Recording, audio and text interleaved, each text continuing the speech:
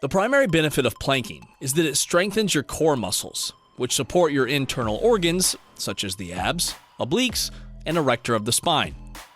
Weak core muscles can lead to abdominal hernias, while strong muscles greatly reduce this risk.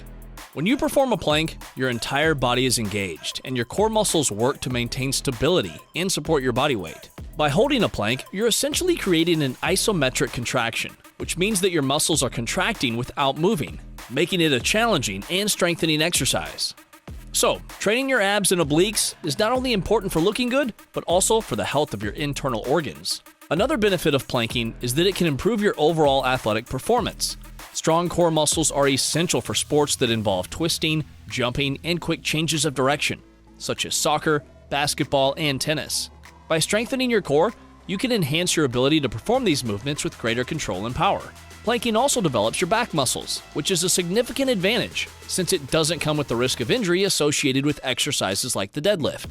Planking regularly helps strengthen not only your lower back muscles, but also your upper ones, preventing back pain, which is usually caused by underdeveloped back musculature.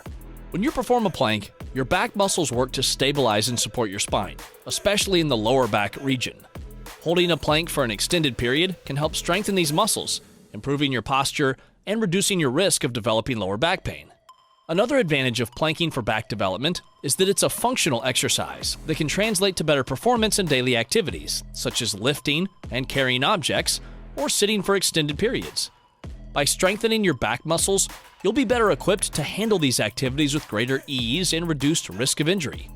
Overall, you'll have a more stable base and core. Improving your posture is crucial, as it can communicate both conscious and unconscious messages to those around you. A person with good posture is perceived as confident and attractive.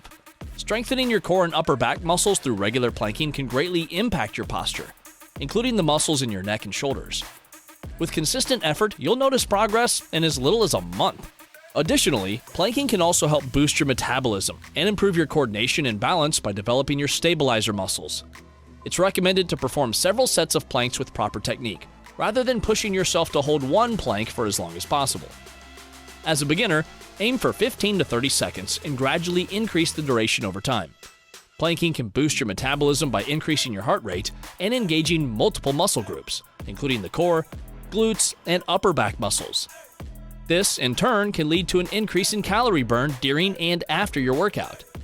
Additionally, by building lean muscle mass through planking, your body will naturally burn more calories at rest, contributing to a faster metabolism overall. As for improving coordination and balance, planking is a great exercise for developing your stabilizer muscles. These small muscles help keep your body stable and balanced during movement. By training these muscles through planking, you can improve your overall balance and coordination, making it easier to perform everyday tasks, as well as sports and other physical activities. Planking can also help improve your body awareness and proprioception, which is your ability to sense the position and movement of your body in space. This can translate to better balance and coordination in all areas of your life. What are the advantages and disadvantages of doing a plank exercise? On the plus side, it's a simple and accessible way to strengthen multiple muscles and maintain good posture, and can be done just about anywhere. However, there are still some potential downsides. Incorrect technique can put too much pressure on the spinal discs, lower back, and shoulder joints, making proper form more important than duration. Additionally, holding the plank for too long can raise blood pressure, so it's recommended to take breaks and do multiple sets rather than pushing to complete exhaustion. What's the correct technique for performing a plank? There are over 100 variations, but for beginners, the classic version is the most popular. To perform it, start in a push-up position and shift your weight to your forearms, making sure your whole body forms a straight line and your stomach is tight. Some nuances to keep in mind include keeping your head and neck relaxed, keeping your arms straight in front of you or crossed, and ensuring your elbows are directly under your shoulder joints to avoid unnecessary strain. Avoid rounding or bending your lower back too much, and breathe slowly and deeply. It's important to note that planks are not recommended for pregnant women, those with back injuries, hernias, or joint problems in the elbow, shoulder, wrist, or ankle, or individuals with high blood pressure. Well, I hope this video was informative and helpful. Don't forget to share your planking frequency in the comments. And for those who are new to this exercise, feel free to share your thoughts as well. Additionally, please check out my other videos by clicking the links on the screen. If you enjoyed this video, please show your support by liking, sharing, and subscribing to my channel.